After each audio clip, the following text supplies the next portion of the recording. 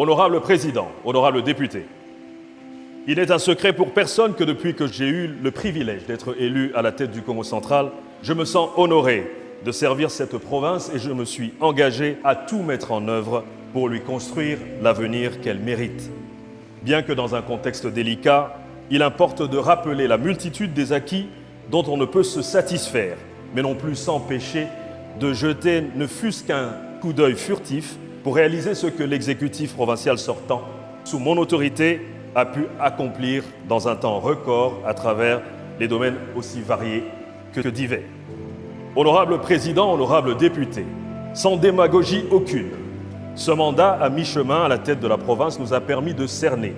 mieux qu'aucun autre candidat en lice, les véritables enjeux ainsi que les défis prioritaires qui s'imposent à nous, mais aussi et surtout de réfléchir sur des solutions appropriées. En effet, calqué essentiellement sur la vision inspirée du chef de l'État du peuple d'abord, notre programme d'action sera constitué de 10 défis majeurs autour desquels seront orientés les axes stratégiques de notre projet de société. Il s'agit notamment de retenir qu'il n'y a pas d'avenir prospère pour le Congo central sans une population en bonne santé, sans une politique économique rigoureuse et équilibrée, sans une économie diversifiée pour une croissance inclusive avec un accent particulier sur le développement de l'agriculture, sans une culture créative, sans une politique ambitieuse d'éducation, d'encadrement de la jeunesse et du tourisme, sans une paix et une sécurité intérieure, sans un environnement sain par la conservation de la nature,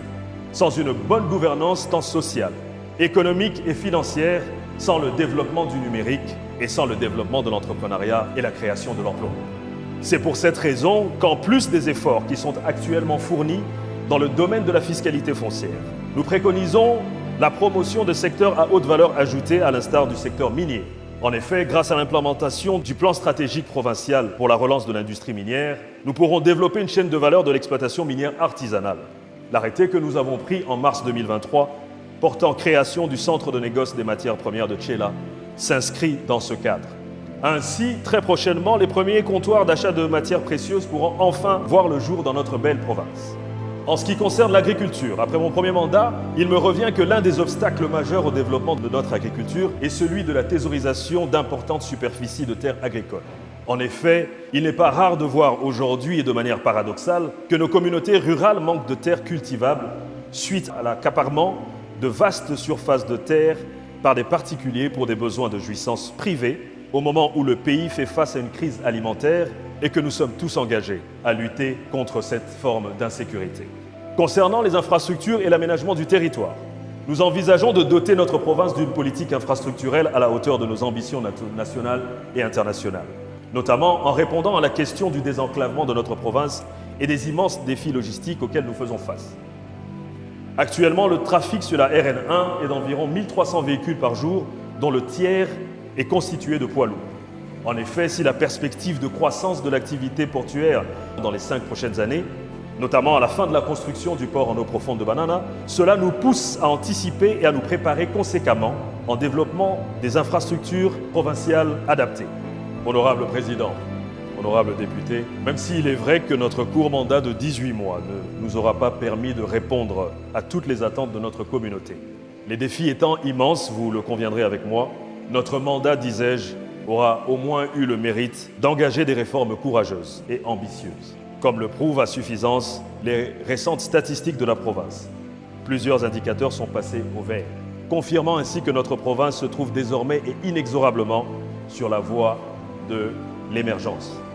C'est pourquoi nous pensons qu'il serait judicieux de ne pas perdre de temps et de maintenir cet élan qui, nous en sommes convaincus, est la voie indiquée pour le développement de notre province. Ainsi, je vous demande de croire en notre détermination et de nous faire confiance en nous accordant le privilège de poursuivre notre mission pour les 5 prochaines années. Honorables députés, nous sommes à la croisée des chemins. Il vous reviendra donc la lourde responsabilité de nous confirmer comme les animateurs de l'exécutif qui nous feront entrer dans la terre promise, conformément à la vision prophétique de Tata Simon Kimbangu, à laquelle je crois très fermement. À ce stade, nous réitérons notre vœu d'être élus par vous aux fonctions respectivement des gouverneurs et vice-gouverneurs de province. La tâche qui nous attend étant rude et immense, nous aurons besoin de votre indispensable concours pour marcher d'un même pas, afin qu'ensemble, alors unis et solidaires, nous puissions poursuivre cette marche vers le développement intégral du Congo central. Humblement, nous nous mettons devant vous à l'exercice démocratique qui passe par l'expression de vos suffrages en notre faveur. Que vive la province du Congo central. Je vous remercie.